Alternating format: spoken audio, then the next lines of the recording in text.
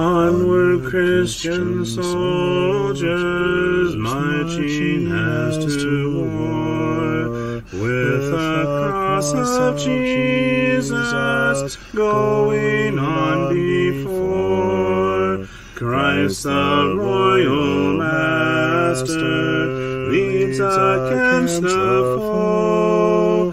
Forward into battle, see his banners go. Onward, Christian soldiers, marching as to war, with the cross of Jesus going on before.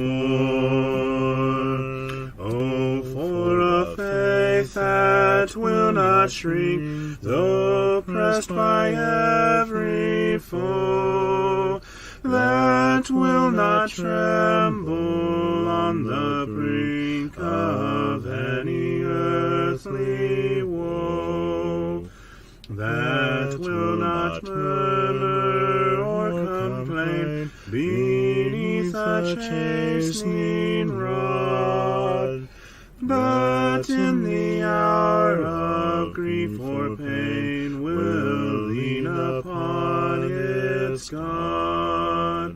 A faith that shines more bright and clear when tempests rage without, that when in danger knows no fear, in darkness feels no doubt. Lord, give us such a faith as this, and then whatever may come, we'll taste and hear the hallowed bliss of an eternal home. A charge to keep I have, a God to glorify, a never-dying soul to save, and fitted for the sky, to serve the present age, my calling to fulfill. Oh, may it all my powers engage to do my Master's will. Arm me with jealous care, as in thy sight to live, and O thy servant, Lord, prepare a strict account to give. Help me to watch and pray, and on thyself rely. Assured if I my trust betray, I shall forever die. Rise up, O men of God, have done with lesser things. Give heart and mind and soul and strength to serve the King of Kings. Rise up, O men of God, his kingdom tarries long. Bring in the day of brotherhood and end the night of wrong. Rise up, O men of God, the church for you doth wait. Her strength unequal to her task, rise up and make her great. Lift high the cross of Christ, tread where his feet have trod. As brothers of the Son of Man, rise up, O men of God.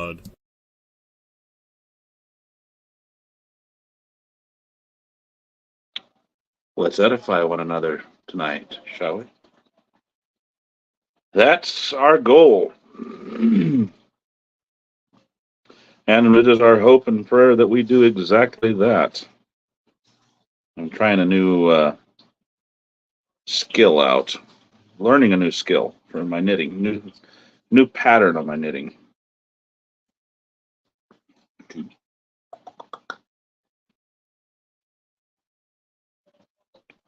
It's interesting. Let me tell you.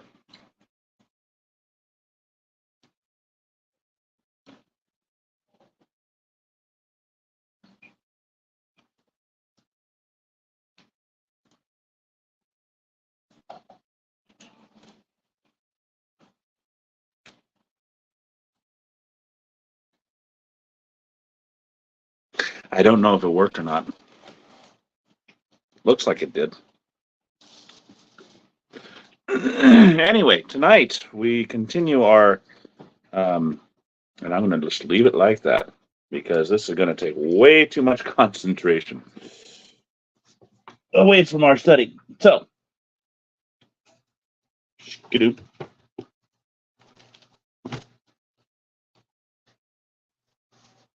We need a Bible in here there, tech person, who I think is on the phone.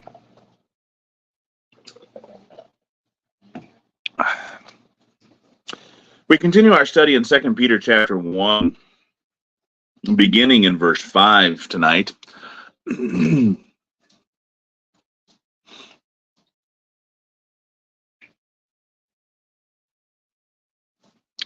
As we pick up, we began with the introduction to this chapter and to this book. We noted that last week that Simon was writing to, or Peter, we can say, even Simon Peter, was writing to those who had obtained the like precious faith as he had. It is the same faith that they had obtained, they had received it, and they did it through righteousness. It was through the righteousness of God, and we took and we dealt with how. Good evening, Reba. How that all of God's commands are righteous. Therefore, the righteousness or right things of God are the commands of God. They did it through obedience to the commands of God, verse 1, and thus through the commands of our Savior Jesus Christ. Verse 2, they received, Peter sought grace and peace multiplied unto them through that knowledge of God and of Lord Jesus Christ. That grace and peace were only received through knowledge of God and Jesus. Knowledge that is had through like precious faith. And we, of course, tied in Ephesians, I think, in that one, wasn't it, Hosea? I believe so. I'm here now. Where we saw that Ephesians chapter 2, where it says that by grace are you saved through faith. Then in verse 3, we noted that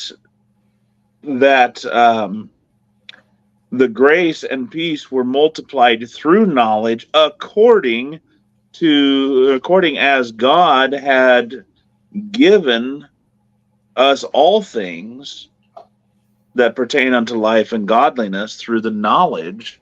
Again, that here comes that knowledge of him that hath called us unto glory and virtue.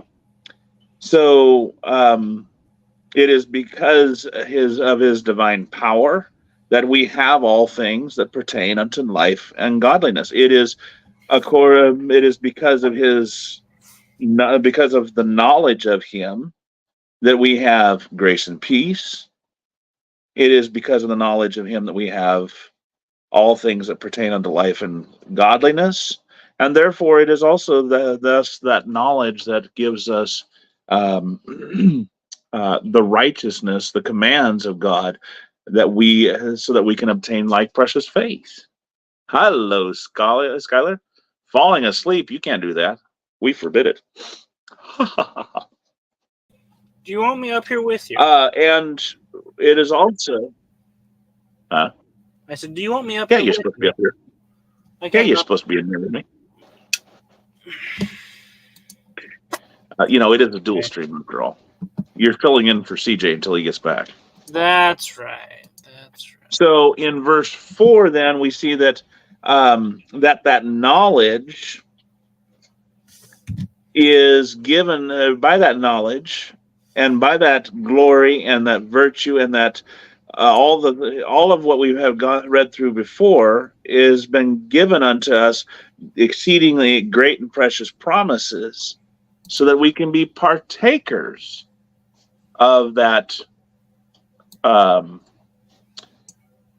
divine nature, the same nature that Jesus Christ gives through what?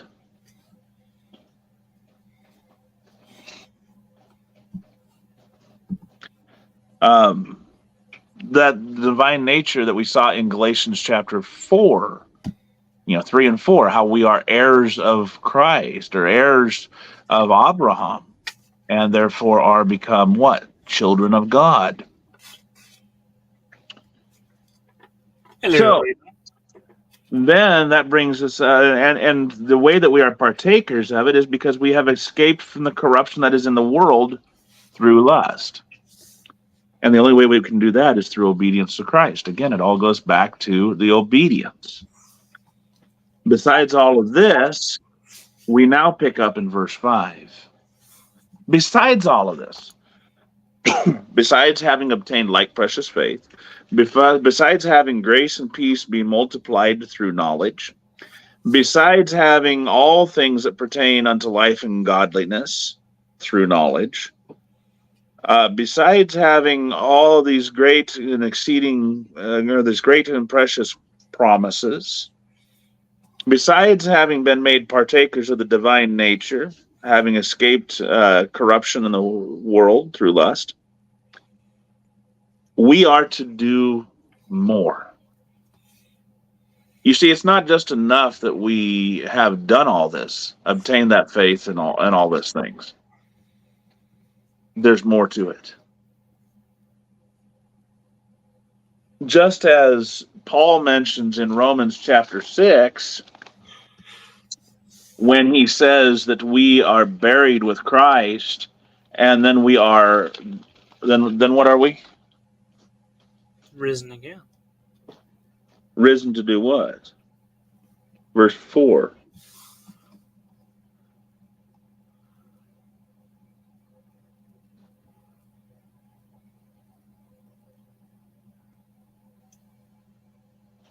Romans 6, verse 4.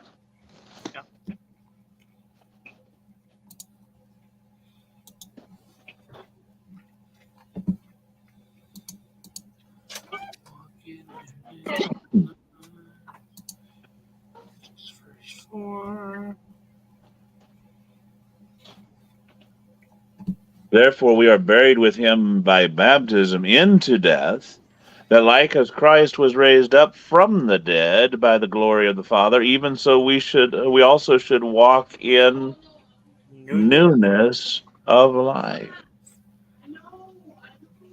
We don't go back to the same old life.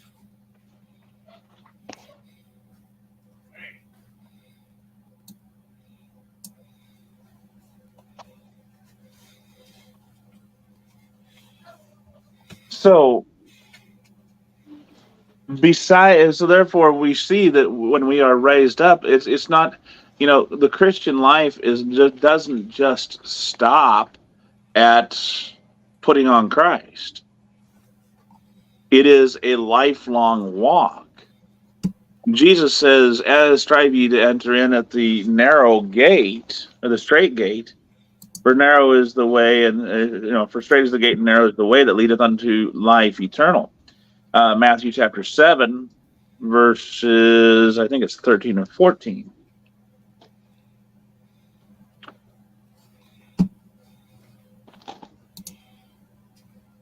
Yep, 13 and 14. He doesn't say, strive you to enter into the straight gate, and that's all you have to do.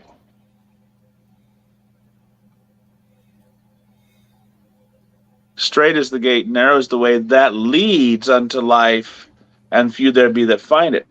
Once we have entered the gate, there is still the path that must be walked,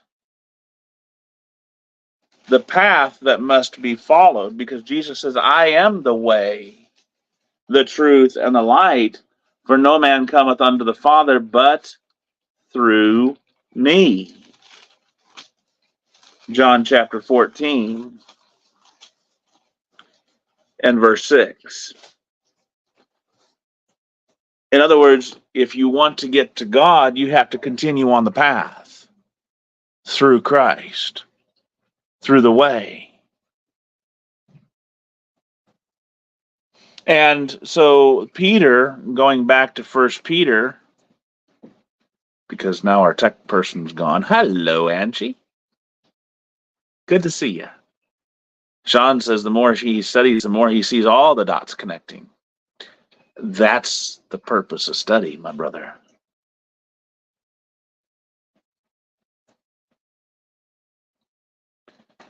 Hang on, our tech person will be back. It's the guy not here.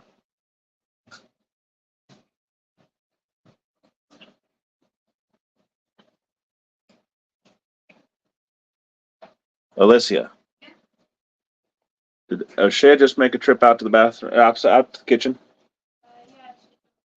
Would you jump into the tech real quick and take us back to 2 Peter? It's number 1 on the scroll.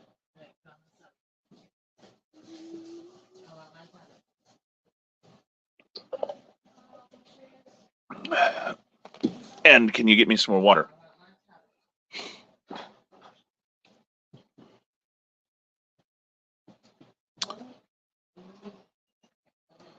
Okay, so go down to number 4. So Peter says, besides this, giving all diligence, verse 5, please.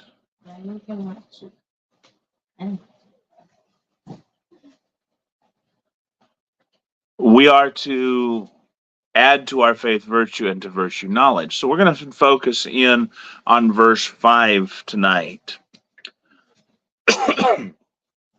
What does Peter mean by giving all diligence?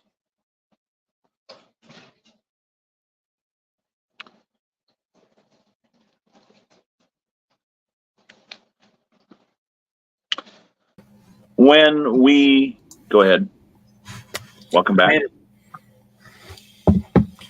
So we just back to 2 Peter chapter 1 verse 5. Besides this, giving all diligence, we're going to focus in verse 5 tonight. What does Peter mean by giving all diligence? Well, for me, diligence is tied with determination. Effort. Putting forth effort. Giving all diligence, put all the focus and effort into, etc. What is the definition of the English word diligence?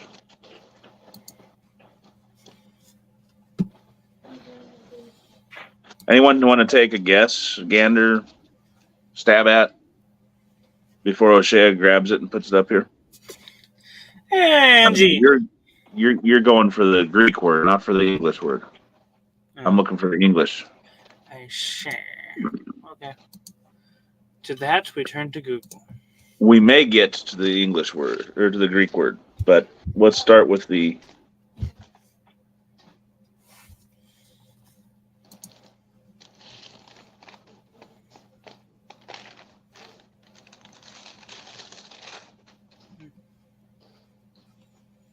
Mm-hmm.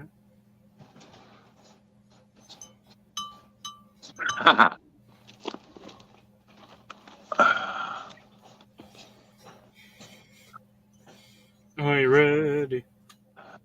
Sean puts up Alan Webster's commentary on something or other.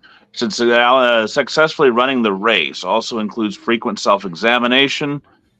2 Corinthians 13:5. We must often consult the treasure map that marks the straight and narrow way. 7:13. Matthew 7:13 through 14. Some have never taken the time to make sure they're traveling the right road, When they finally learn that they are lost, it will be too late to turn around. But what does that have to do with the question that I just asked, Sean? How does that apply to diligence?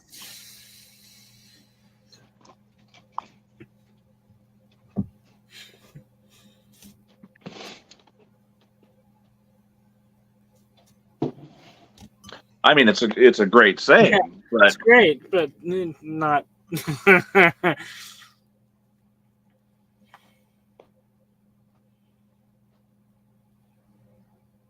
and it does in a lot of ways apply to Matthew 7:13 through 14. But how does it apply to giving all diligence?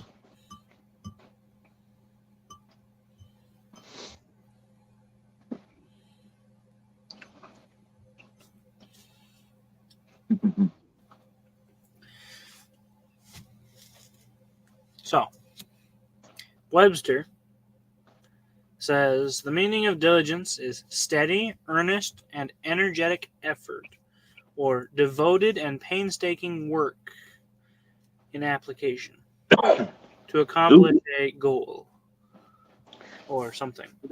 So Accomplish we give and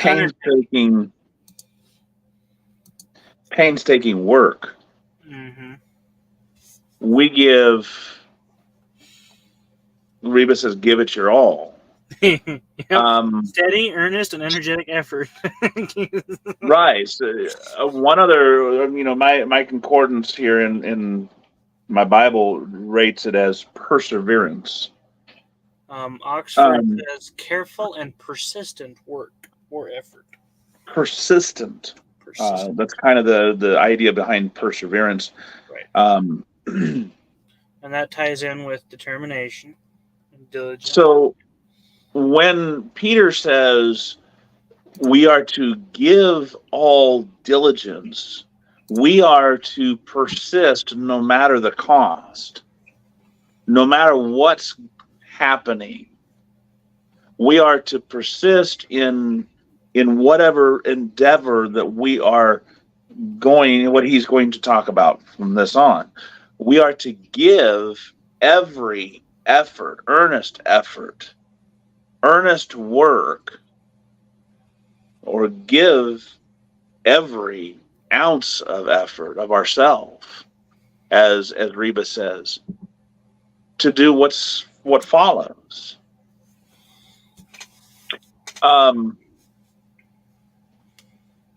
So it's very similar. It's the exact same idea that is portrayed in 2 Timothy chapter 2 and verse 15, when Paul says, "Study to show thyself approved unto God, workman that needeth not be ashamed, handling aright the word of truth." 2 Timothy 2:15. This word study is the same idea. Give diligence. And as a matter of fact, the American Standard translates it as give diligence. Sean says eagerness or be determined or keep on keeping on. Angie says giving all. So it's the same idea. Give diligence to present thyself approved. We are giving every effort, putting forth every ounce of our being. Here's ESV. Here's ESV. Do your best. It still is the same thing, doesn't it? Mm-hmm. Same idea. Diligence, do your best, great effort, persistence. Yep. Well, that's a good question, Sean. So let's go back to 2 Peter chapter 3 2 Peter chapter 1 verse 5, and let's look at what Peter says. Let me read it here. "And besides this, give all diligence only in the good times, add to your faith virtue, and to virtue knowledge." Is that what it says?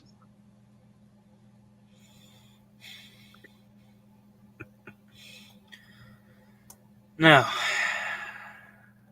No, it doesn't. There are no conditions on which this commandment is given. The only condition is that we give all diligence. And so there is no stipulations. Regardless of time, circumstance, etc., so forth. There are no excuses. You know, Paul has to encourage, and like I said, that was a good question, Sean. Paul has to encourage our young brother Timothy in 2 Timothy chapter 4 and verse 2. Yes. He says, preach the word, be instant in season and out of season. Reprove, rebuke, exhort with all long suffering and doctrine. You see, he puts stipulations in there. He says you got to do this in good times and in bad times, doesn't he? Which means Peter sees all the time. Right. Peter sees no need to do that because it is understood that regardless of the season, you are to give all diligence. You see, Sam, the command, Facebook broke your cover. Hi, Sam. the command in 2 Peter chapter 1 verse 5 is that you do it all the time. There is no good season or bad season. There is only all the time. It is there. You don't have any waxing and waning. Nope. You don't have any incoming tide and outgoing tides. Seems to High remind me. tides and low tides. You are to give all diligence, period, to do this. Right. We don't get to throw it off in the closet and then pick it up next Sunday. So when we look at this this command in its simplicity,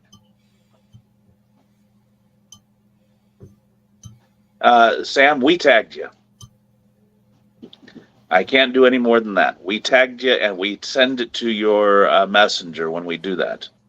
At least it's supposed to be sent to your messenger. Did you send it to his messenger? I got started doing that and then got distracted. I think I got it to him. Yeah, I got it to him. Okay, so it was sent to your messenger. It was pretty sure. Well, he'll double check, but it was sent to your messenger. It was sent to your. It was tagged. You were tagged, so. Yeah, you were tagged for sure. Don't blame me. You ain't paying attention. Well, actually, Facebook ain't delivering it. Or Facebook's not like the U.S. mail, and that can be a good thing and a bad thing. No, it never. No, excuse me. It never did make it to you message-wise. Okay. I just looked.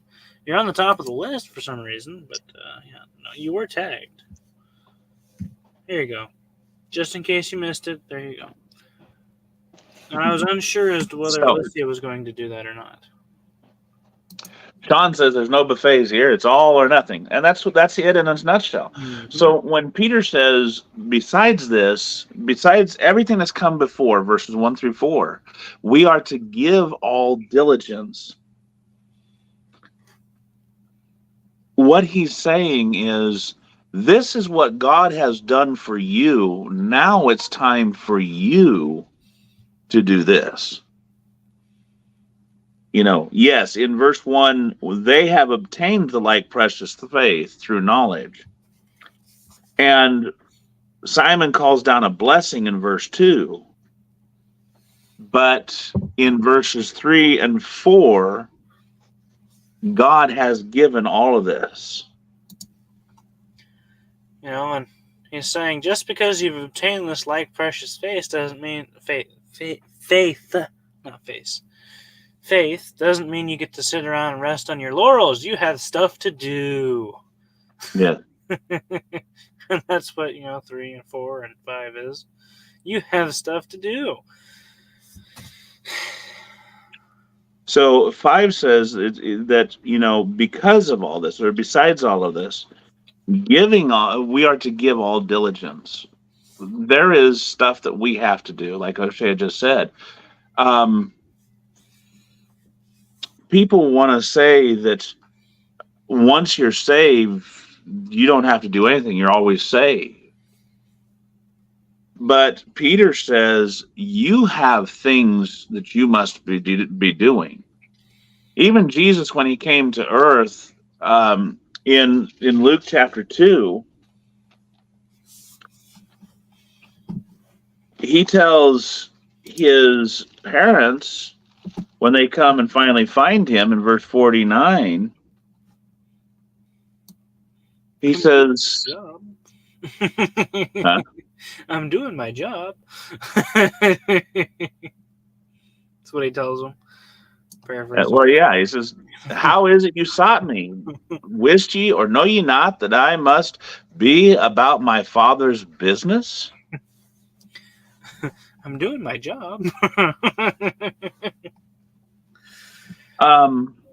So even Jesus was set about really, doing God's will.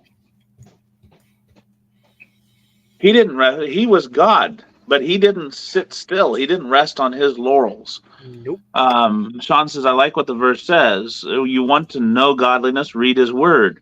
No word, no practice, no godliness, etc. Well, in verse 3, like you say, according to his divine authority or power, he has given unto us all things that pertain unto life and godliness through the knowledge of him that hath called us to glory and virtue.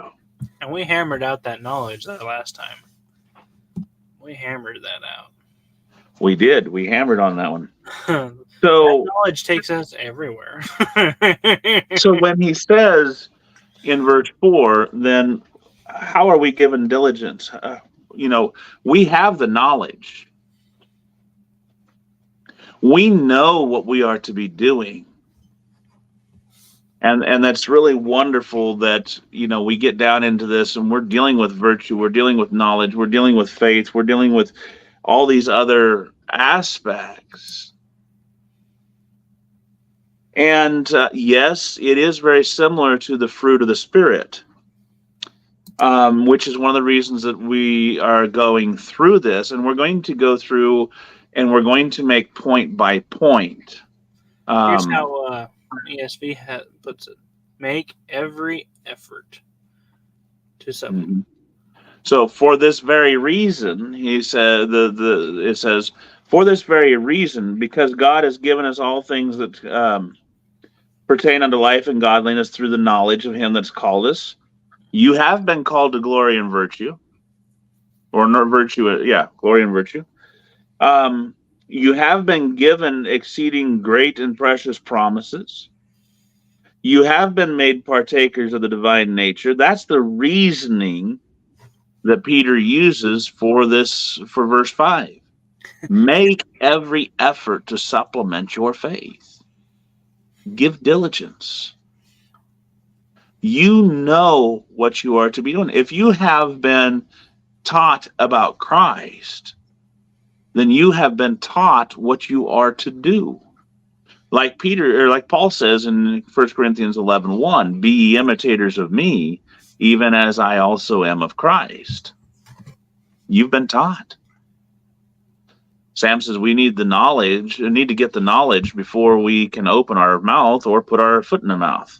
Oh no, we can definitely put our foot in our mouth very easily. You were thinking the exact same thing when I read that. I said, oh no, we don't need the knowledge to put our foot in our mouth. We can do that way before we have knowledge.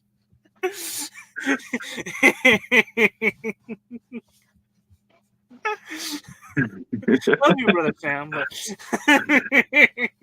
But I think what he's saying is we need to get the knowledge before we open our mouth and put our foot in. Yeah. I think that's what he's meaning. Yeah.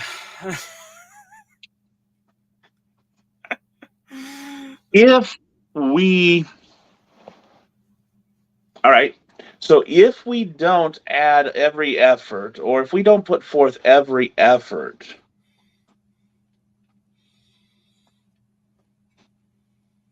are we going to succeed?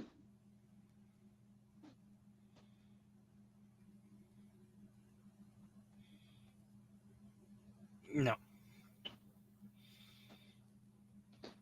Sean says, I agree, but it never means we are perfect, and never said it is.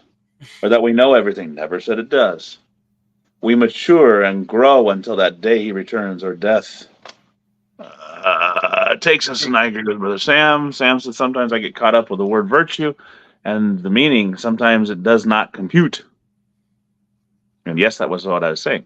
Sean says, it's either 100 or nothing. If we do not give 100%, are we going to succeed? Nope. You know, Paul compares the Christian life to a race, to a fight. So if we go into battle and we don't put forth the effort, are we going to win the fight? No. You can't half-heartedly do that.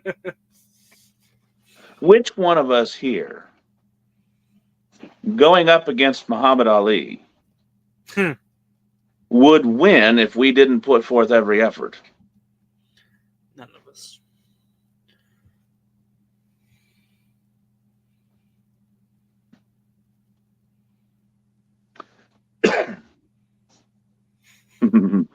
And in the same fashion, which one of us, in a race against Michael Phelps, you know, that swimmer, Olympic swimmer, which one of us in a race against him would win if we didn't put forth every effort?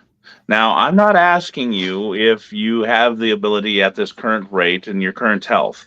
I'm saying let's put ourselves on an even keel and say we have the same ability as Michael Phelps or as Muhammad Ali, and if we didn't put in every effort, would we win? Absolutely not.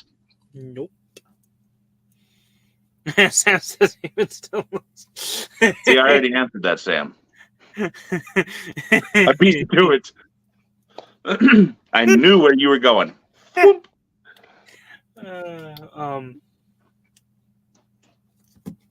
Where was that train of thought going? Bye-bye. I was trying to remember the verse in Proverbs where Solomon says, you know, whatever there is to do, put your whole heart to it. Whatever your hand finds to do. Yes. Or no, that's... Something yeah, I think that's what it is. Whole hand.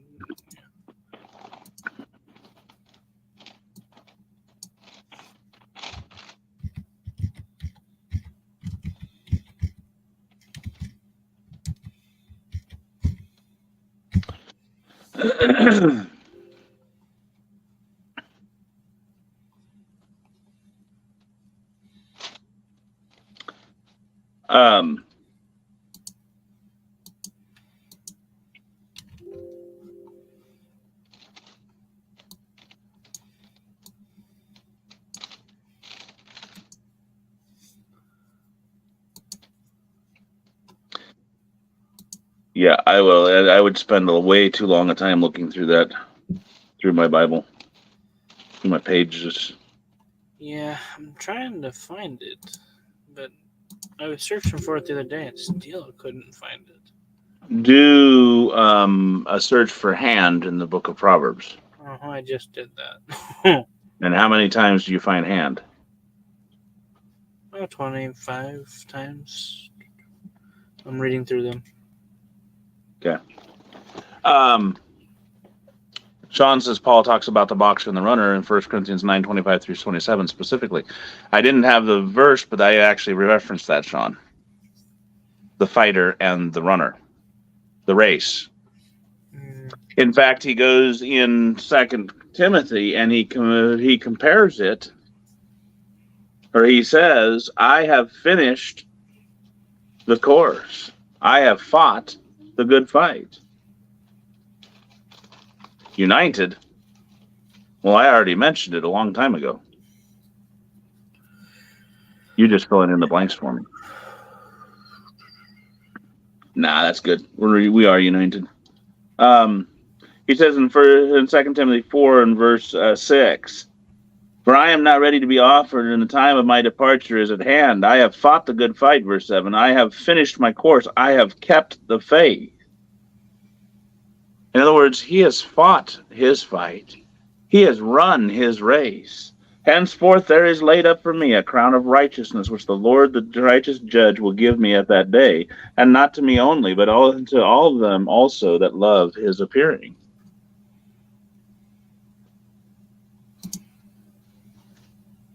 Paul put forth every effort. He gave all diligence, like he encouraged Timothy to give all diligence. Peter says, besides all this, for this reason, you give every effort to do what I'm going to tell you to do.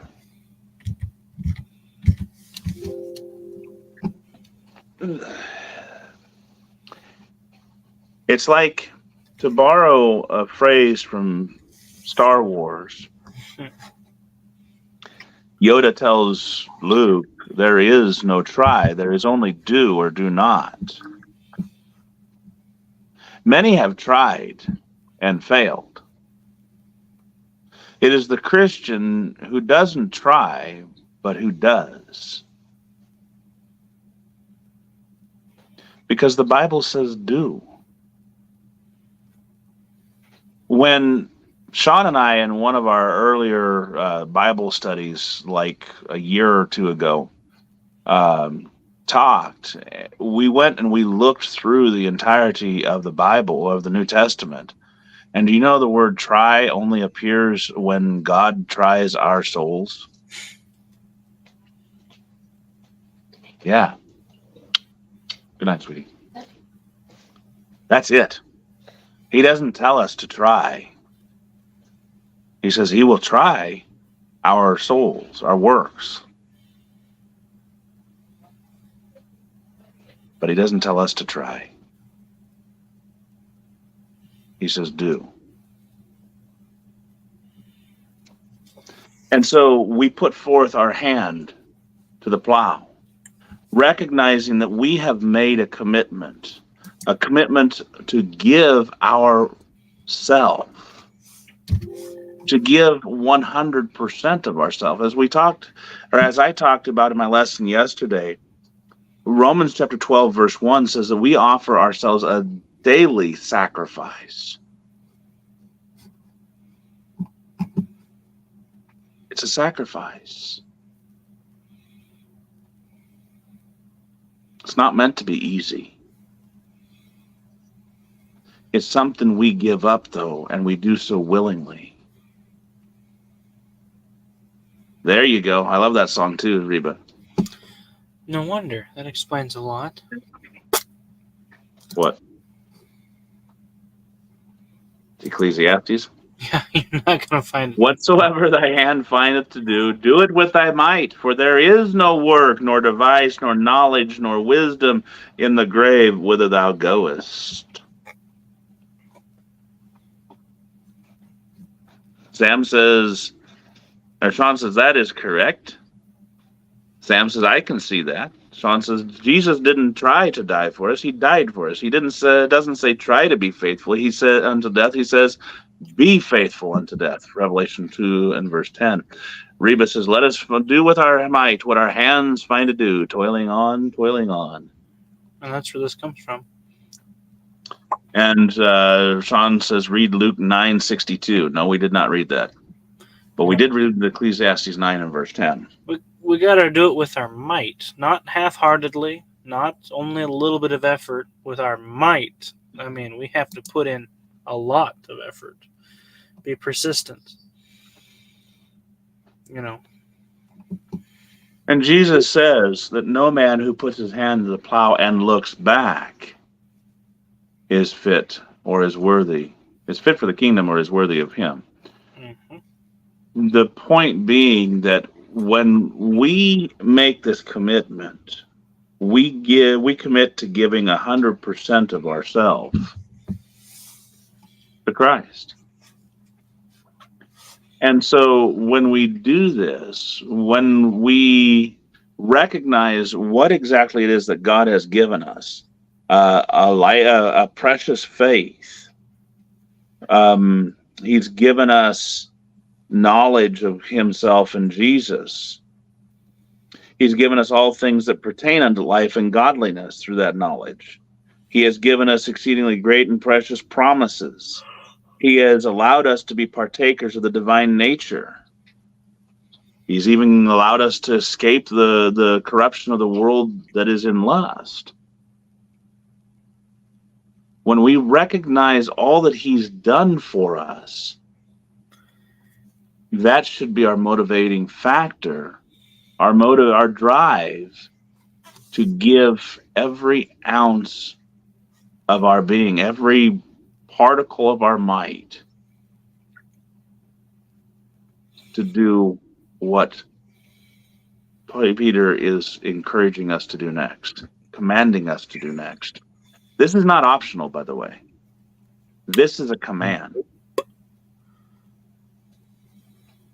Besides this, giving all diligence, giving all every effort.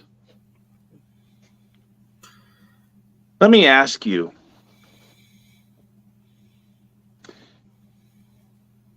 Reba, I assume that you're still looking for a home where you guys can share, and have this wonderful little home instead of renting an apartment or whatever. Let's say you are. Let's say that you find a place, but there's some tweaks or some renovation that needs to happen to make it just right for y'all's needs. You hire a contractor, and you have a plan in place. But as you go through, you find out that the contractor has decided that he decided to change some things without telling y'all, because he didn't want to have to do all that you requested. For example, instead of replacing that panel of woodwork in the dining room, he just simply, kind of plastered and a little bit over it and called it good. He displayed a lot of diligence. Would you be happy with that?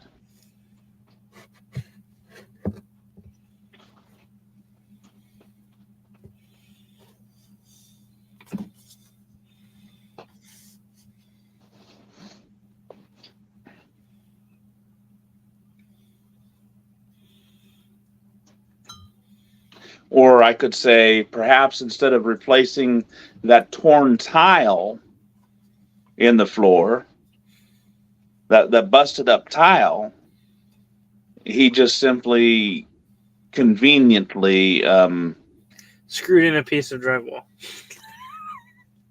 I was going to say added some grout, but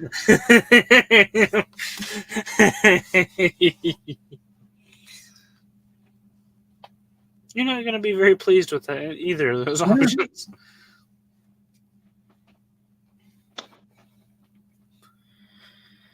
So he didn't give 100% of his, he didn't give all diligence to fulfill the requirements that you hired him for.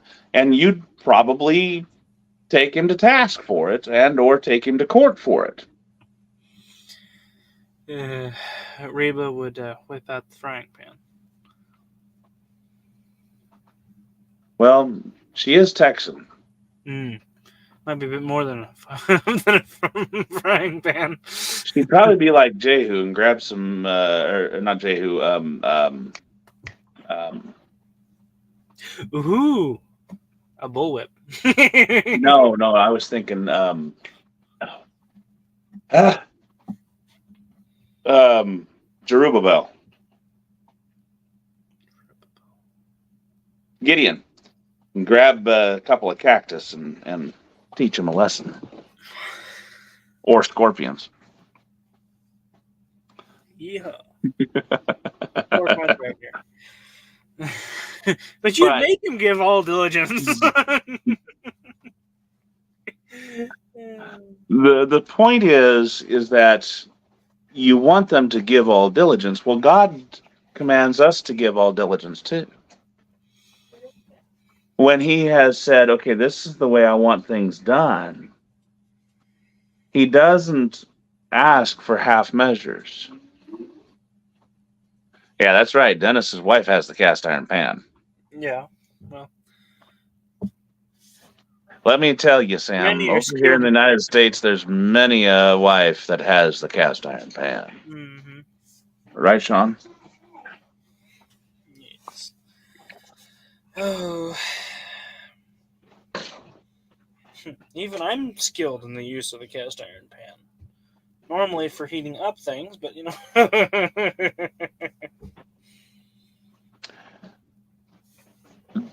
God doesn't want half measures. No. He wants us to give our all. Jesus didn't give half measures when he came to the earth. God didn't give half measures. Okay, well, you know, I could send Jesus, but I think I'll just send the sheep. Yeah.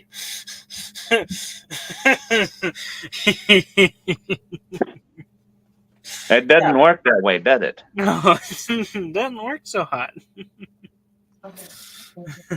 Yeah, I mean, only kind of forgiven. We're told in Hebrews how the blood of bulls and goats would not suffice to forgive sins. It required the Son. A full measure. And Sam's getting kicked around by a strong-legged wife. The point still is... the point still is that half measures are not accepted. You.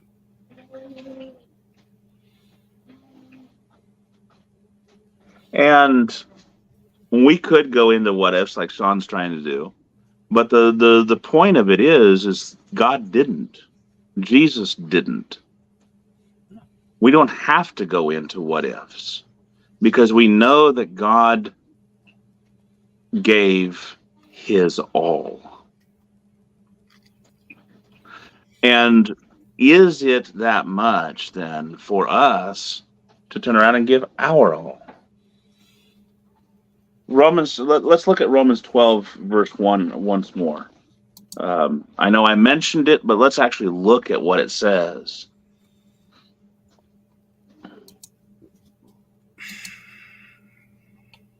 1 and 2. So it says, Oshea, I beseech you, therefore, brethren, by the mercies of God, that ye present your bodies a living sacrifice, holy, acceptable unto God, which is your reasonable service.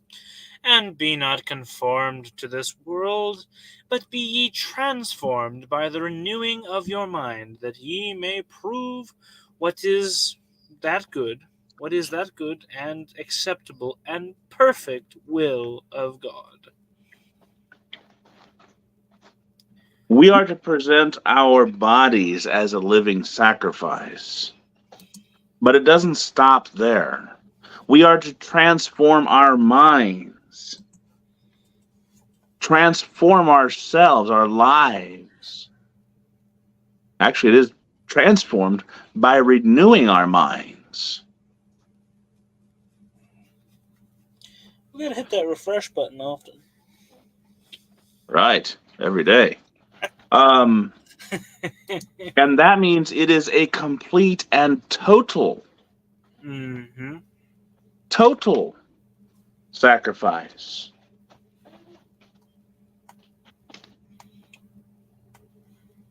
And so when we look at this,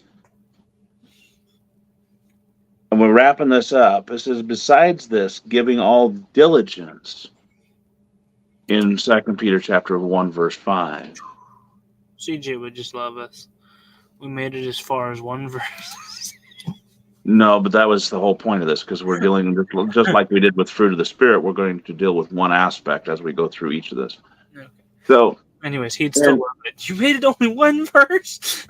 we didn't even make it one verse.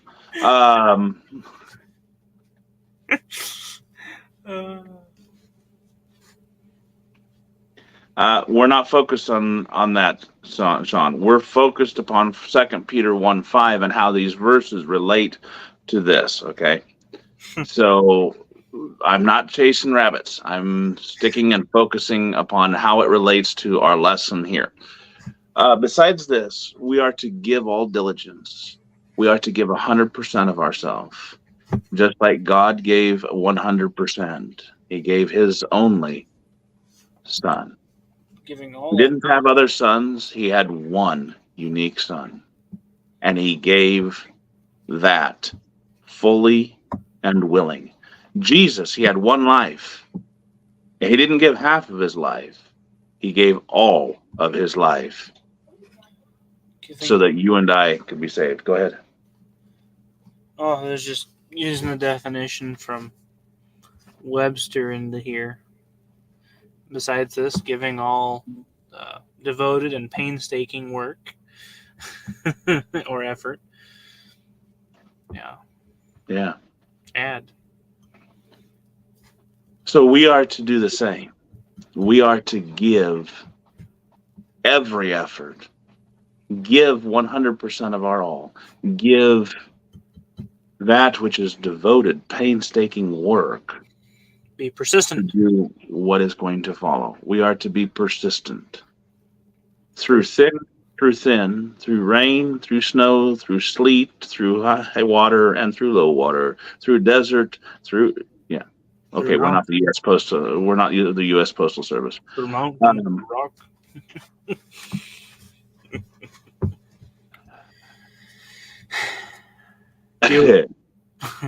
So we give 100%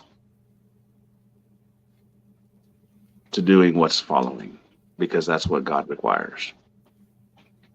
It's a simple math.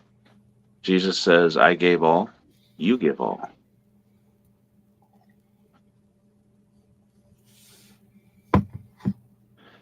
Hopefully, prayerfully, we have been able to edify you through our discussion of diligence and what it actually means this day. That way, we can be drawn closer to God, not because we're trying, but because we're succeeding. We're doing. We're giving 100%. We're persisting through everything that the devil throws at us.